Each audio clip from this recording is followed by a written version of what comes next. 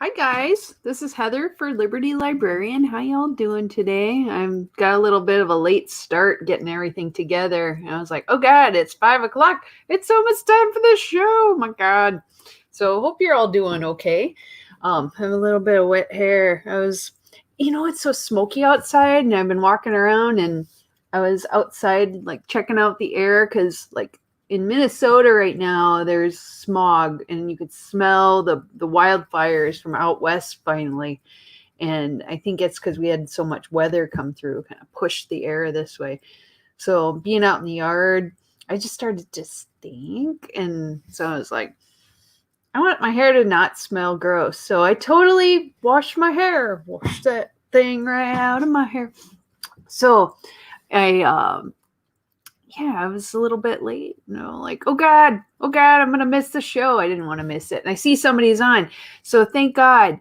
One of the things I've been having problems with lately is like comments. So if you can see me, comment please, because we've been having so many troubles like with like commenting, and I get onto it later and I see there was comments on like different sections. So hopefully it's all good.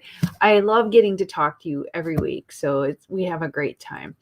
So hopefully all is good in your neck of the woods. No comment. That's okay, Dave. That's fine. As long as I can see you're there, I'm happy. So this week, I have been on a documentary tear. I've been looking at stuff where, I watch a lot of weird fiction. I've been on a kind of a horror story, American Horror Stories, plural, had a new series come out, and I watched on Netflix. They had God, what is it, Fear Street? You remember those R.L. Stine books for like kind of littles, like junior high kids, I think, maybe elementary school if they're a little brave, that were creepy and scary back in the late 90s, early 2000s, and then they kind of took off. There was a 3-part mini series called Fear Street, and they had like different dates. I can't even remember. One I think was 1666, and one was 1972 or 4 or something like that, and the other one was 1994, I think. So all 3 of these mini series were actually really pretty good together. I was impressed because it got better each time. Most of the time you have like a mini series like that, it's kind of shitty and down the tubes. But what I liked is I've been in a horror kind of mood. And like this whole last week, I've been looking at lots of YouTube videos where they had creepy crawly stuff. I just watched one where it was like people filming shadowy figures in the distance, like, and sometimes you feel like, is this fake stuff? Is it real? The one that I saw that really freaking creeped me out, and I think it's fake. I totally think it's fake, but I can't like put my finger on why. Was this lady who lives across the street from a church, and in the like field next to the church, you can see there's like a figure walking back and forth, back and forth, back and forth. And she and her husband filmed this a few times, and then they decided, because people were poking on them saying, go check it out. So they went over there, they walked across the street, and they filmed it. And they also have one of those like, I don't know if it's a door cam or a garage cam or something. So they left that going, and then they went across the street to check it out. And when they got there to the other side of the street, you had seen the figure going back and forth, and it like goes around, and it just does it over and over again. And she goes, "Are you okay? Do you need help?" And in the background, you can hear it. It's almost like it shouts. It goes like, "No," or "Go," and it's so creepy. Freaks me out. And then they got freaked out and ran back home. So I was watching this, and I'll post links to it. It's just so creepy. And like she said that like a few weeks later after that, her dog was barking like crazy, and her husband like ran outside because he thought somebody was outside, and he was running out in his underwear too, which is like makes me think it's more real, because like who's gonna let your spouse film you running out in your underwear if it's a fake thing. So it kind of seemed more real to me because of that. And in the video, it had this like door cam, and it's like in the south, so there's like no snow or anything. And it looks like all of a sudden there's fog right in front of the camera, like there's something there. So, and it's a motion camera, I think is what she said. So like, it caught something. And then like she said, there's a family issue, and then she hasn't posted since. So internet, of course, thinks like, holy shit, like she got killed by a ghost. Probably not. But what do you think? Like if you saw a ghost in your neighborhood, would you approach it? Is it a good idea to approach ghosts? I'm not sure. But then I went down the rabbit hole of other YouTube videos with very similar ideas with the shadowy figures, which, like, let me tell you, I've done a show on urban legends before, and one of the big ones is shadowy figures that look like people on the side of the road. They want to get let into your house. That creeps the hell out of me. Like, it's usually like little kids or women. It always takes the form of something very innocent looking, and then like you never see the face. It's very like in shadows. So that's one of the things that creeps me out. I love stories like that. So yeah, it makes it hard to sleep at night when you watch so many scary shows. The hell, would I do that to myself? But let me tell you, like, you can go down the rabbit hole with creepy, scary stuff. And the other video I watched today, I think it's because like it's similar. They had these two boys. Over time, they would film like stuff in their yard. They'd be playing when they're little kids. And there's a shadowy figure in the woods behind their house. And they yelled at it, and it kind of like stood up, and it moved towards them. They couldn't see, and then they ran in the house. And then nothing for years. And then a couple years later, they had a similar incident with the same kind of shadowy figure, but this time it got closer to the house, and the dog was barking, and then they grabbed the dog and ran into the house. And I think the third one, they were like on jet skis near their house, and they saw the figure walking around. So it's like watching them. Like, how crazy, how scary is that? You never know. I mean, no matter how you feel about supernatural stuff, there may be reasons. It might be a person just living in their woods, but that's scary too. I know I've talked to my friend who lives in a neighborhood where it's a lot of woods around her house. And I have heard stories about like homeless people living in there and breaking into places. But, at what point do you believe it's homeless people living in your woods or supernatural beasties? So that I went down that rabbit hole. And speaking of rabbit holes, I watched documentaries this week, and one of the ones I watched was actually pretty interesting, and it was one I had gone into where I thought I had a lot of suspicion about it, and it was going to be a rah-rah kind of movie, but it was the 9 to 5, the story of a movement. Now, what this is like if you've seen the movie 9 to 5 with Dolly Parton and Jane Fonda and Lily Tomlin, I think, and Dabney Coleman. It's kind of was like a female work fantasy from the early 80s where you like your boss, you give it to your boss, like, and it was funny, and everybody liked that. But what was good about that movie is it was based on what was actually going on in society at the time. And the 9 to 5 movement was basically part of culture that spanned over about 25 years, where it was a group of women that got together all around the country working to make better work conditions for female office workers. And it started for female office workers in the Boston area in the early 1970s.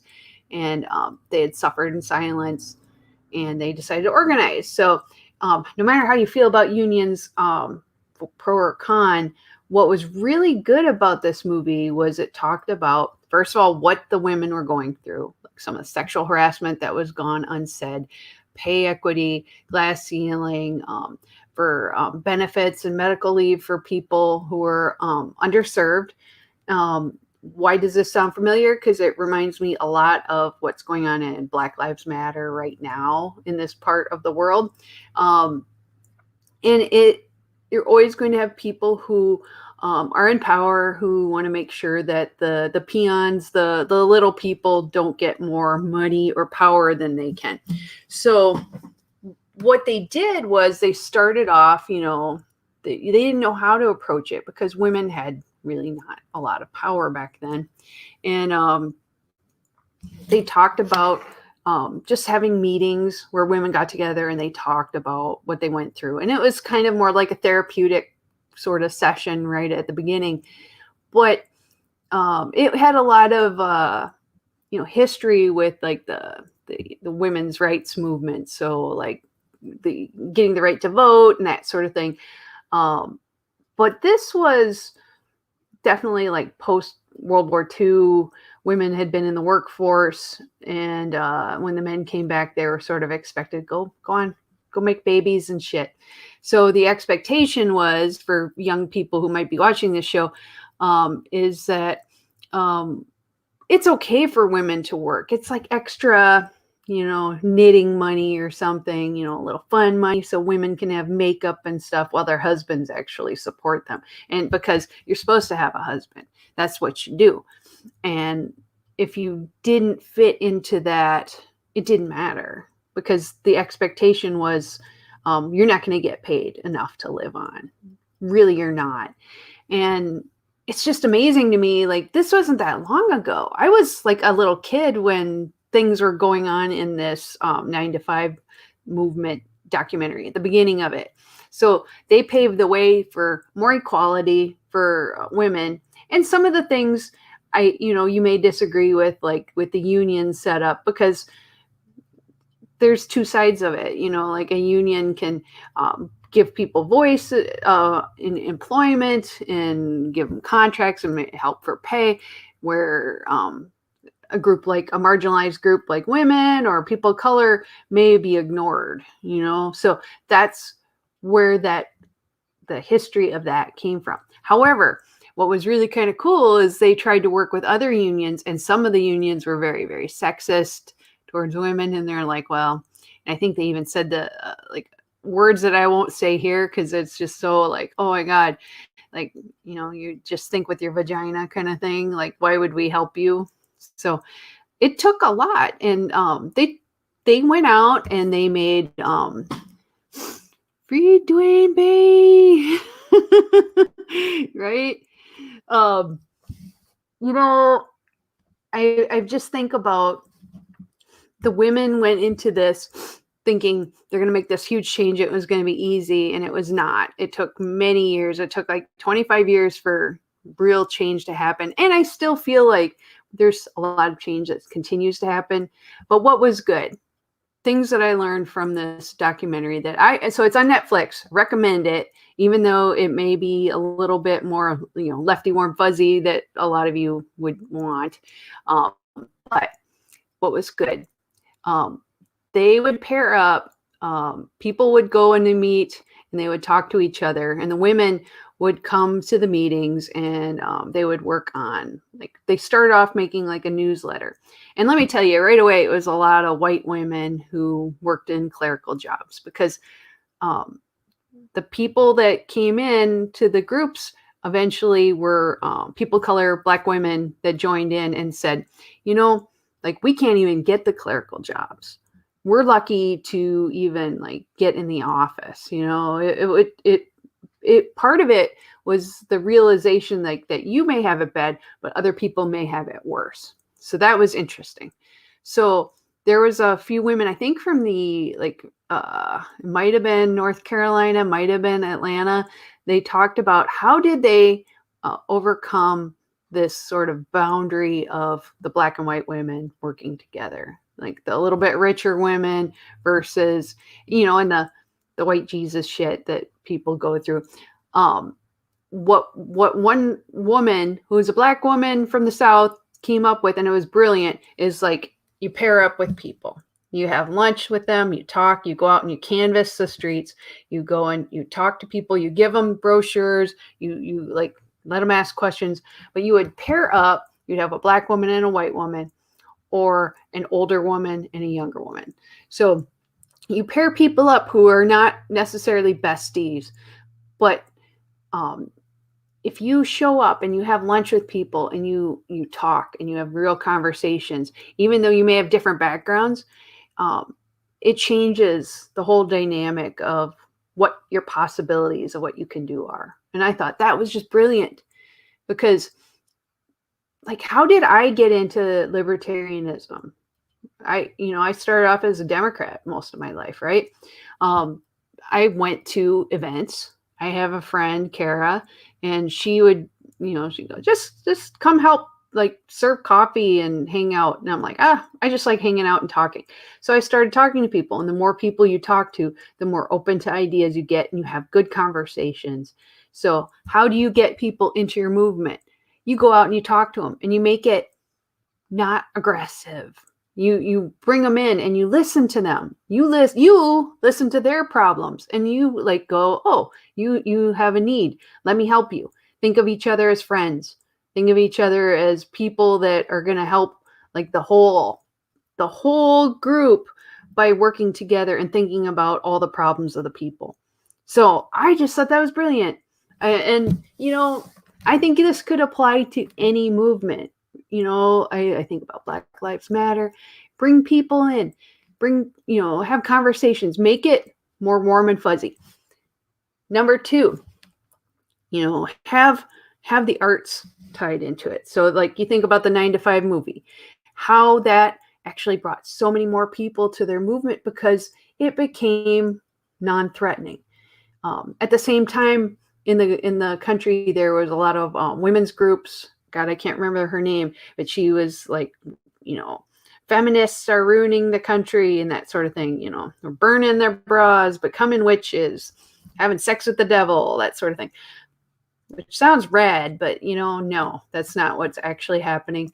But they brought in the arts. So this is one of the big things I believe too, is like write short stories, do creative writing, bring like kind of an interesting, fun, fictionalized way of getting your message out.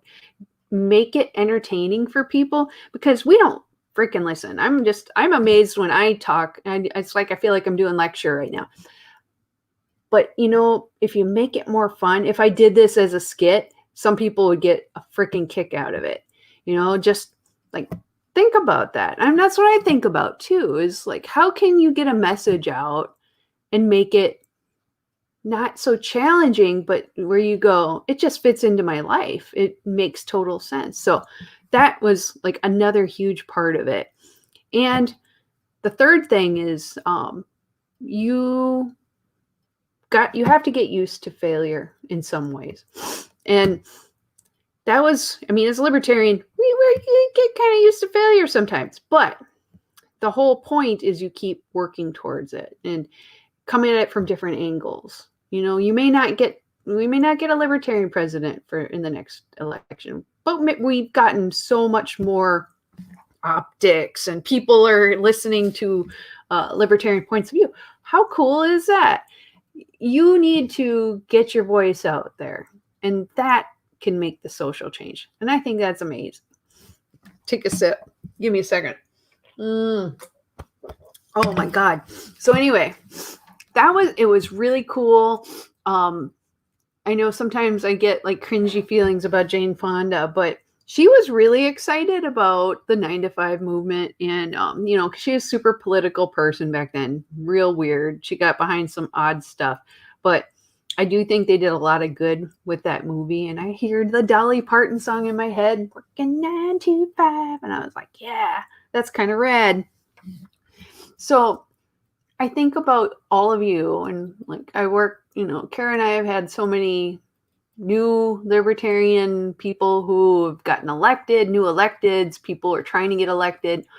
And I think about, what can you take from some of these other points of view that you can apply to what you're doing now? And I really do think that there's something beautiful about working for a common goal, having like something where we agree on, which is really hard this year.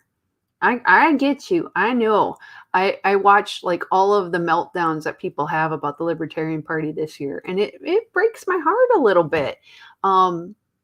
I don't know. I don't know where I'm going to be in another year, and I don't know how some of these probable mask mandates are going to come up again, are going to affect us. And I think the mental health of our country is really weak right now. So, if there are things that you want to change, you're going to have to still go out and talk to people and maybe talk online. I mean, that's changed a lot of our dynamics, but I doubt very much so that a lot of people come to any political cause, group, anything, just by looking up stuff on the internet. People don't work that way. We are emotional creatures. So you need to have conversations with people. And if it's someone you like, you know, be gentle in bringing them in. I always felt like my friend Kara was the best at this. It was sort of like a marketing thing that she must have learned, but like having drinks with people, just talking. And then every once in a while, political stuff comes up. They ask you questions, you answer it, you do your best. Sometimes you may disagree. It's cool, but you just go into it like it's a cool conversation. We're just going to have fun. And it's natural and organic. And I always felt like she brought so many more people into like the Libertarian Party, into just like that way of thinking, like even just in her work that she does. Now I'm doing the Kara Rara today, but just by being her and being herself, authentic Kara, that it has really helped. So if we all did that, if we all were our authentic selves and try to make it about, you know, what you care about, what you're passionate about, but listen to the other person too. Like, I think that's amazing. I think there's a lot of potential in this. So what other documentaries are you watching that I need to watch? You know, like, let me know. Kara had went to the Freedom Fest this last week, and I was super jealous because I wanted to go. But they had a film festival, and there's movies that we're talking about, documentaries that we're hoping can come to the state of Minnesota. So if that comes up, I'm actually going to look up that list when the show's done, and maybe I'll post a few. I know there's a few that you have to pay to see online, but I've heard there's a couple that and honestly, I want to see them all. I want to see all the libertarian movies. I want to see what's out there. And the one that, God, I can't remember the title now. It's like a 30-minute movie on in California, how the rules during COVID shut so many businesses down. And I think that's important stuff. We need to be working together to try to find new solutions for this. The things that we did last year obviously didn't work. So we need to rethink how we approach pandemic level illnesses and how to treat businesses so we don't kill our economy, yet take care of people. You know, it's a balancing act, right?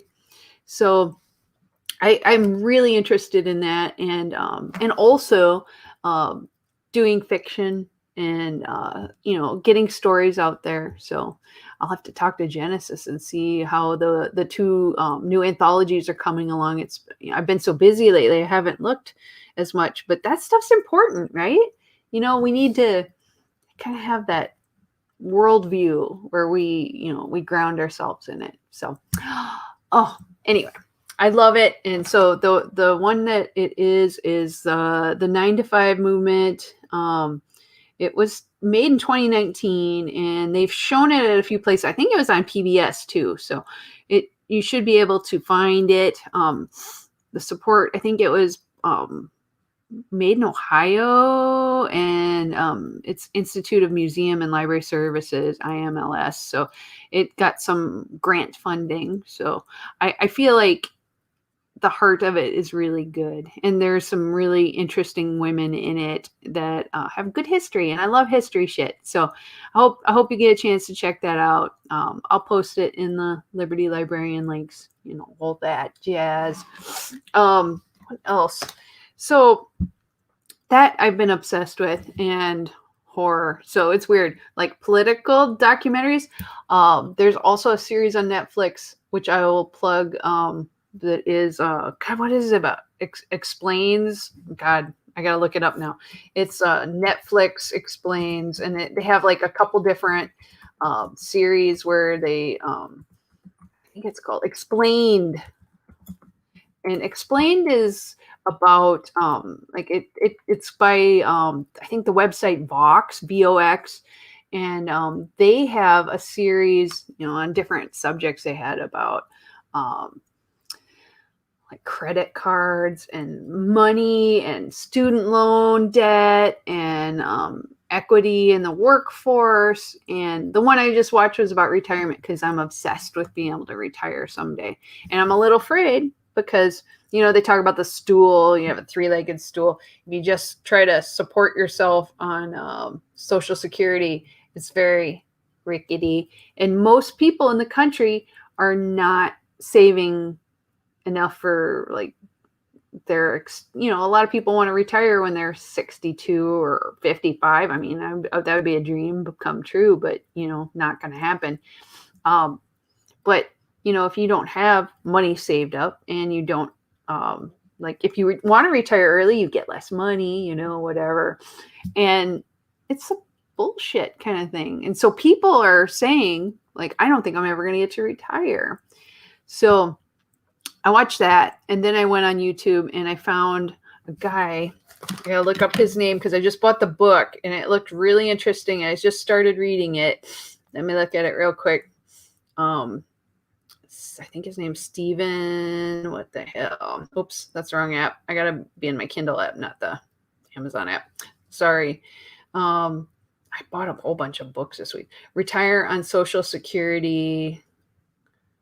His name, if I can make this work right. If I go, there we go. His name is Josh Scanlon, and you can look at his YouTube channel. And what I like about Josh Scanlon is that he kind of tells it like it is. I think he's a former military guy, about retired age.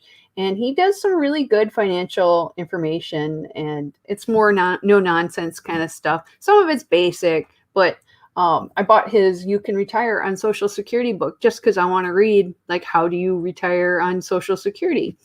And a lot of it is,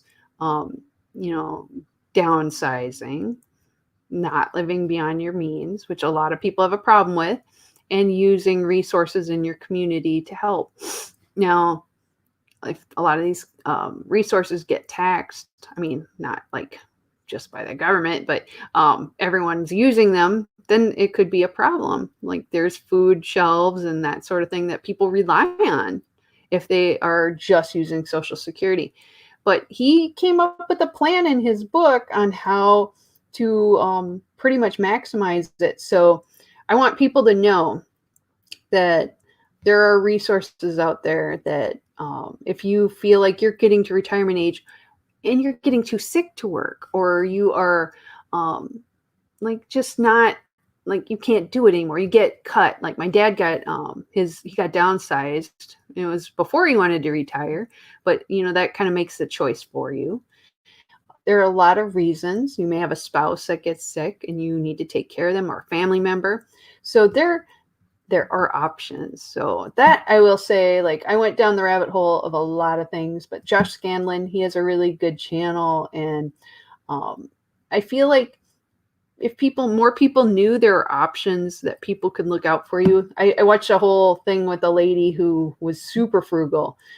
And I think if you got somewhere in between these two ideas, you had a little bit saved up in a 401k, so you have a little more to stretch it out, you can do it.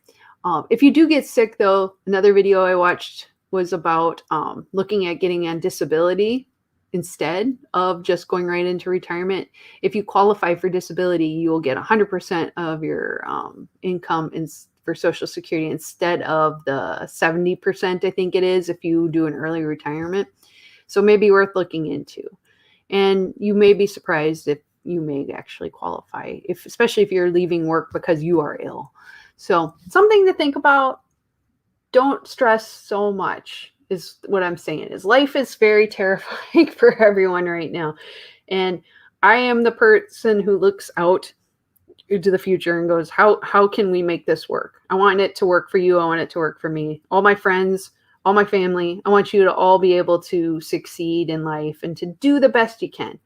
And if you ever if you ever get worried, I'm your librarian too. Liberty Librarian is always looking out for you. So if you have a topic or something you're worried about or scared about or unsure about, like health or finances or weather, whatever, I love it. I love going down to rabbit holes to find out information. So send me notes anytime you worry, because look, I do this for fun.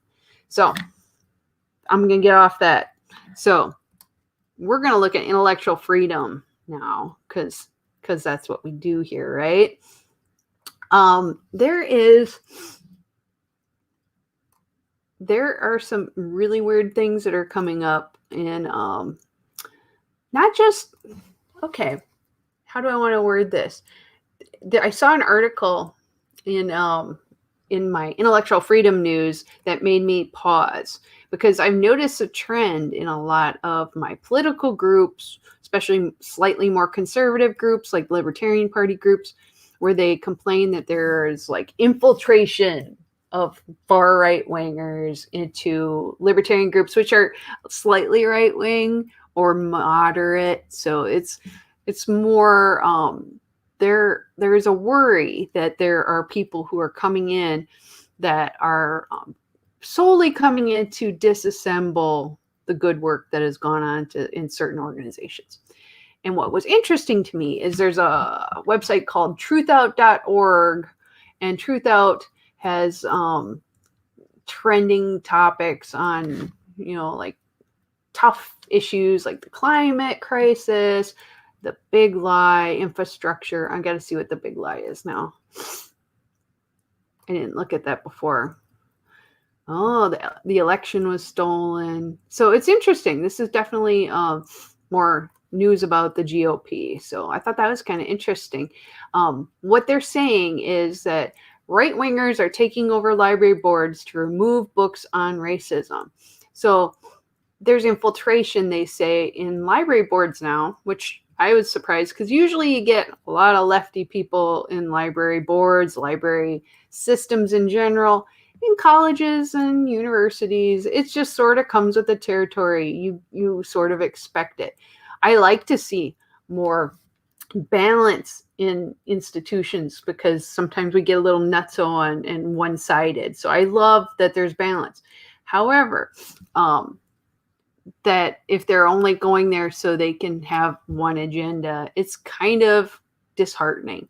So what they had said is that right-wing groups are trying to stop public and school libraries from promoting racial justice and queer acceptance, which is a big thing that we're dealing with in Minnesota right now. Anoka County Public Library, their board, I think it's their administrative board, banned displays on racial justice and LGBTQ plus, some kind of issues. So it's a big thing all around the country that people are talking about these issues, and to have no materials in the library, to have no discussions, no community involvement, it seems like censorship on a grand level, and I hate censorship. So yes, in K through 12, you can have these discussions, and it's a lot more appropriate for parents to talk about what's right for a age level. Is talking about violence appropriate or not? Those are good questions for parents to talk about. Public libraries, it's a lot of adults, mostly adults, and you should be able to have resources available. So, this is what they had said. This is in Niles, Maine Public Library in Niles, Illinois. A community member asked the person running for the board how he thought the library could better serve the area's increasingly diverse community. And many were stunned by his response. He said, instead of stocking up on books in seven different languages, if we got people to assimilate and learn English better, I think we would do more good in that area than increasing our inventory of foreign language books, unquote. And so people were pretty upset about that. But it is a point of view, and people had elected him to the board. So if if that bothers you, think about who you're electing in the elections and make sure you vote, even for library boards. And some of them are appointed, some of them are elected officials. So the town in Niles, Illinois, they said that they started an organization, Save Niles Library campaign. They said that they were worried that he joined because he wanted to object to the library being a community center. He opposed spending to repair the building's aging roof and upgrade the facility to better bridge the digital divide, especially during COVID. Everybody is relying on the library, especially electronically. That is a given. But despite, and perhaps because of his political outlook, Makula, who did not respond to this article interview, won the April election because, now he holds a seat on the library board. So they said other fiscal conservatives were elected. I have no problem with that. It's just, I feel that when you join a library board, you need to be pro-library, not joining the library board to get rid of the library, right? Right. So people don't think these things matter. They think these little bitty positions on library boards, on any kind of board, doesn't matter. But you are making policy changes that can affect many people. And this little town has 57,000 people, and fewer than 2,000 of the people in that community voted to fill 4 open slots. It was the lowest turnout ever. So all he had to do is get everyone he knew in the community that believed in him, understood who he was, to vote on him. And he was successful. So that makes you think. It should give you pause to any election, whatever you believe, liberal, conservative, moderate, independent, whatever. You can make a difference on how a community approaches any issue.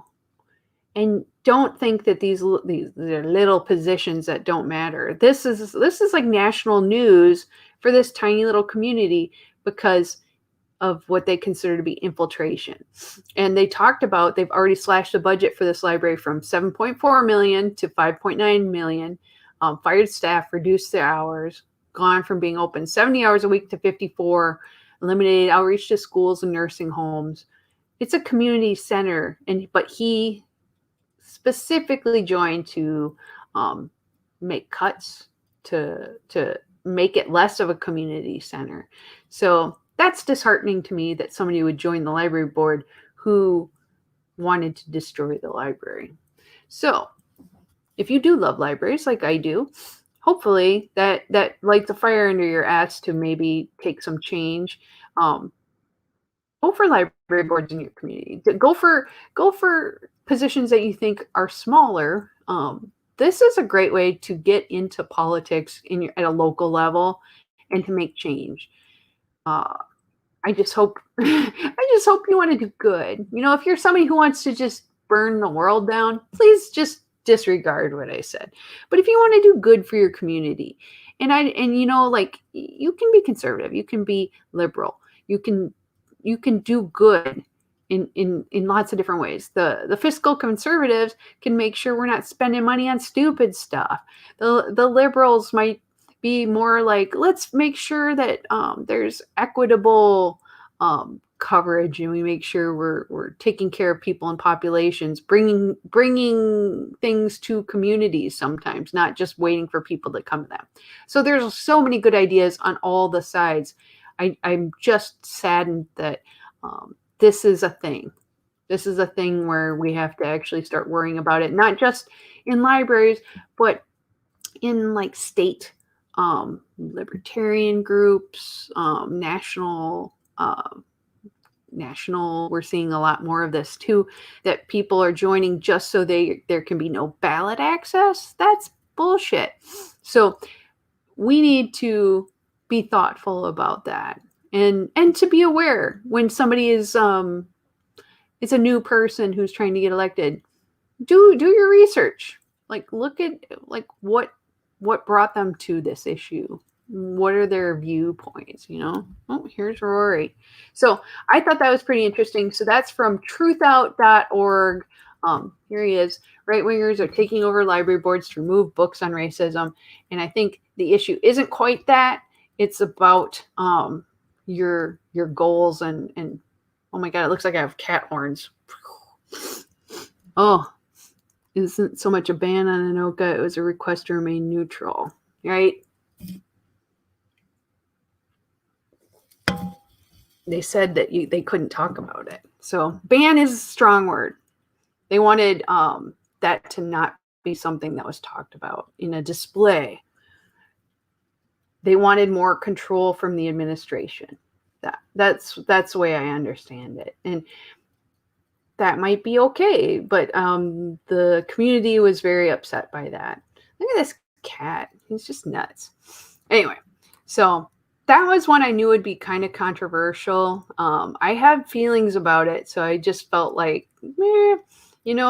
we need to think about that and the fact that I hope that we have people who want to make good change in every area. I'd love to see more libertarians in all areas of office. And, I'm on all these different boards and I got invited to be on more boards all the time because the more work you do, the more they invite you to do more work. So it fills up your time. So if you're interested in getting into politics, start small, work your way up. You don't have to get elected as president of the United States as your first gig. In fact, you probably won't succeed, but start small. Then people start to know what you do. And then the more they hear that you can do good, the more they ask you to do good. So let's see, what was the next one that I wanted to do? This isn't really related, but I was laughing today because Biden had talked to somebody about driving an 18-wheeler. And he lied about that. I don't know why you would lie about driving an 18-wheeler. I've never done that in my life. I've been in trucks. They're amazing, but I would totally get killed if I tried to drive an 18-wheeler without getting trained. So, it's just, the one kind of politician I don't like is the ones that would lie to you just so that way you feel like you're on the same ground. Like, you're a truck driver? Well, I was a truck driver too. I'm like, Uncle Joe, Mr. President, you never drove a truck.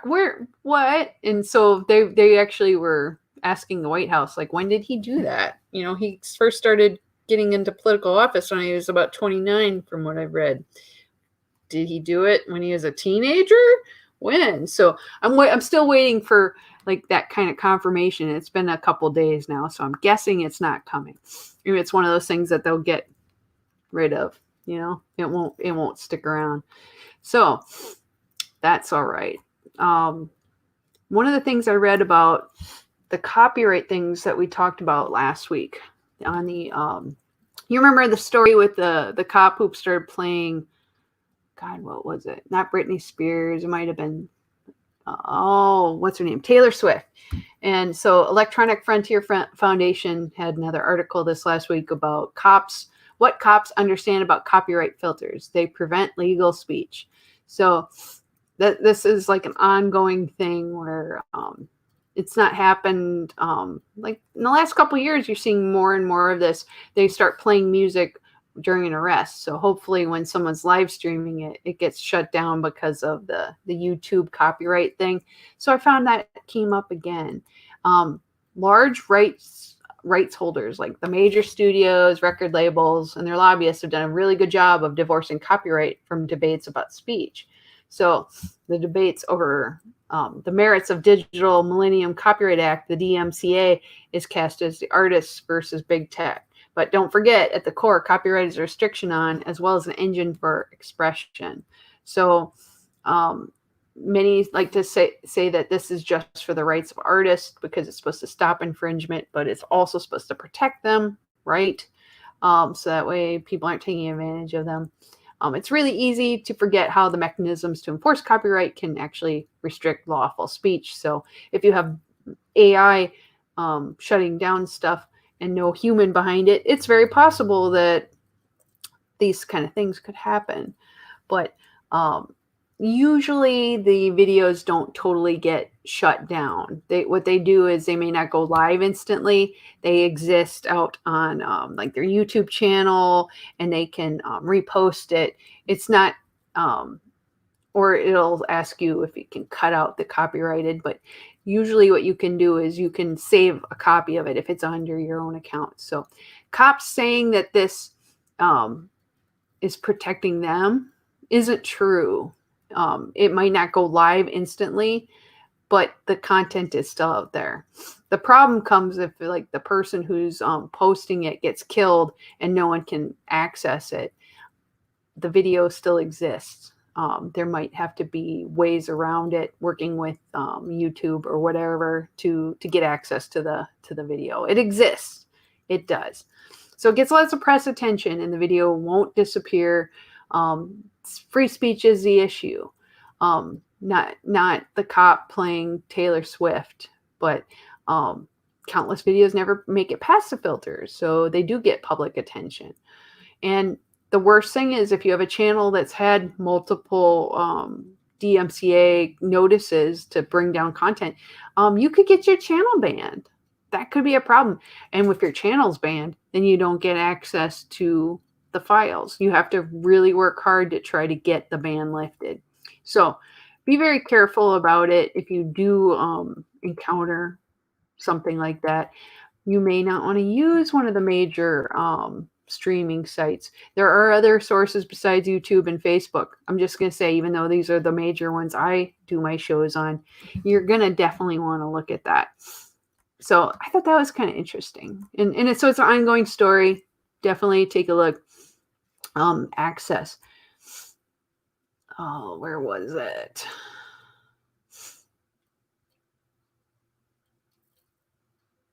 There was something. Okay. Oh my God.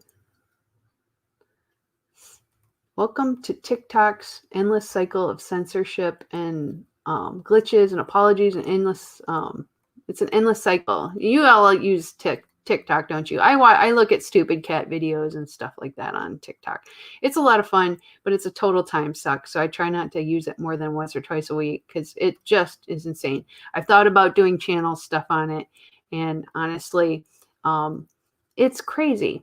So on the MIT Technology Review site, which you only get a limited amount of stories, so I'm just gonna like sum it up. There's a person named Ziggy Tyler is who's a TikTok creator in Marketplace.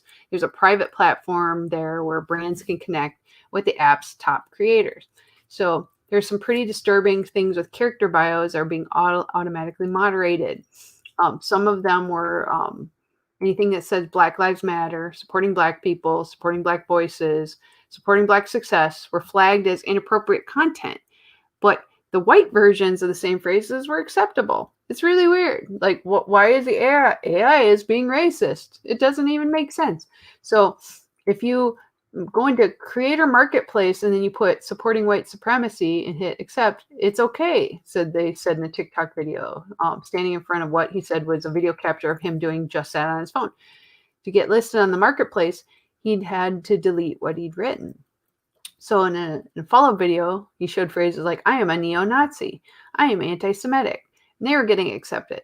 But I'm a Black man, was flagged. So this is a weird thing with TikTok. It just shows that the AI is whack. And I'm not saying that like it should just support one viewpoint. I'm just saying they shouldn't use it. It's causing obvious censorship and errors. If I think that they need to go back to, if they're gonna look, they should have humans looking at it. There should be more free speech. I know they're trying to prevent hate speech. I know it. But I think your best way is people will complain. They will report you if you post weird shit like that. I'm just always amazed that like that's not like why aren't people doing that instead of like relying on AI to do it? That's your right. If something bothers you, say something. Don't give the power to the organization to have to like censor everyone. And honestly, I still kind of feel like there should be a place for every point of view, even the ones we don't like, because If not, they get stronger because then they're in secret and you can't like keep an eye on it. I mean, like secret shit is amazing, but it's just the fact that we have to have libertarian groups leave major social media sites because of this. It's not ending. It gets worse and worse, it seems like every year. So, and don't get me started about like health issues. Like you can't even talk about health issues. I'm in so many health groups where we talk in code, literally code words. It's bullshit. It shouldn't be like that. You shouldn't have to like make up words, right? Yeah. So it bothers the hell out of me that we've gone so far with that. So realize that TikTok is now having all the same problems that Facebook and YouTube has. So they've had these recent examples. MIT Technology Review asked TikTok about these examples, and they find the issue is created an error. Emphasize that the block content in the question is not a violation of their policies, and links to support the company give such groups. So the question is whether the cycle, some technical or policy error, viral response and apology can be changed. So they're trying to solve the issues before they arise by using algorithms. I can say words. One is false negatives. Why is there so much hate speech on the platform? Why isn't it being taken down? Content's getting flagged because someone from a marginalized group who is talking about their experiences with racism. So you may talk about what's happened to you, but it gets flagged as racism. And even though it's the person who is targeted, not the person who is targeting, hate speech can look similar to a computer. That's why we shouldn't let the computer censor people, because they don't get subtlety. They don't understand that there's human things going on. And honestly, sometimes you need to hear opposing points of view just so you know what's out there. How can you even have debate with anyone or know thy enemy if you never hear their other points of view other than your own? It's something that is disturbing and has gone on a lot. So TikTok is now more and more of that is going on lately. So I wanted to make sure I brought that up. Ooh, we're running low on time. The last one. There is a Justice Department formally limiting seizure of reporters' records. Okay, this is interesting. I'm always into the journalism side of things. So this, under the new policy, federal prosecutors are now prohibited from obtaining journalist records, including phone and digital records, or compelled testimony. So the prohibition does not apply when a journalist is a target of a criminal investigation or records fall outside of news gathering activities, according to the memo. So they've tweaked what they are saying on how they can ask journalists for their investigations or their their information. This drew criticism from lawmakers, press freedom organizations, and President Joe Biden, who vowed in May to halt the department's practice. So under the new policy, federal prosecutors are now prohibited from obtaining journalist records, blah, blah, blah. I just said that. However, the prohibition does not apply. So, yep. So they've changed it a little bit. Multiple previous administrations have secretly seized journalist records. So this is a nice change. In 2013, the Obama administration, this is from CNBC, I should mention, said in the Obama administration, 2013, obtained records of an Associated Press journalist as part of an investigation into media leaks. The then Attorney General Eric Holder defended his department's use of the practice. However, he later a revised set of guidelines for leak investigations. So President Donald Trump had done it too during the investigations in Russia and other security matters. So it's a little bit of a backpedal, and I'm glad to see that they're trying to protect press freedom at a critical time. We need more of that. And I do think this historic new policy will ensure that journalists can do their job of informing the public without fear of federal government intrusion into the relationships with confidential sources, which should be protected. Huzzah. So good things too. I always want to give you some good news because, man, it's been hard.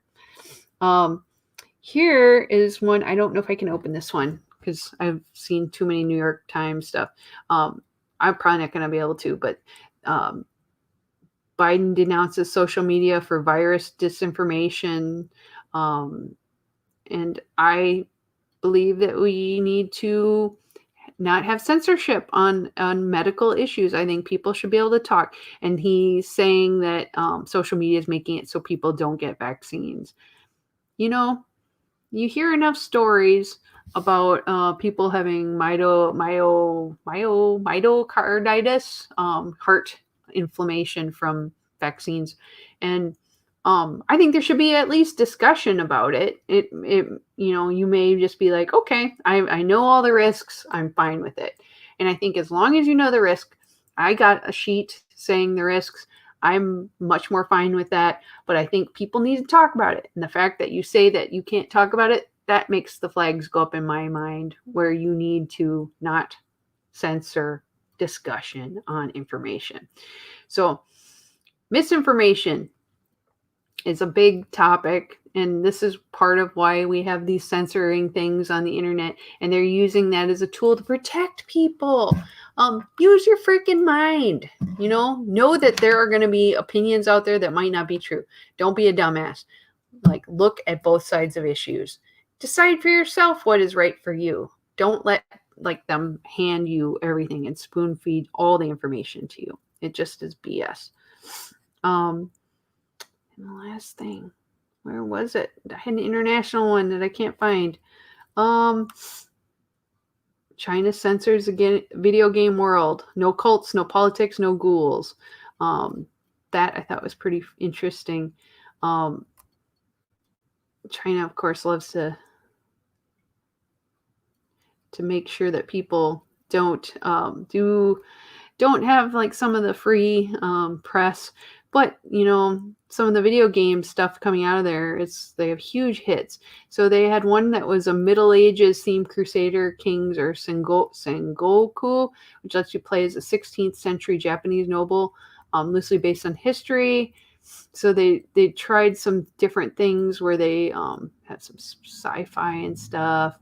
So they've had to do some weird, tricky censorship rules on video games, but they have over 560 million gamers, and they love making money. So Paradox Games was burned in China before. China banned some of their releases. Hearts of Iron.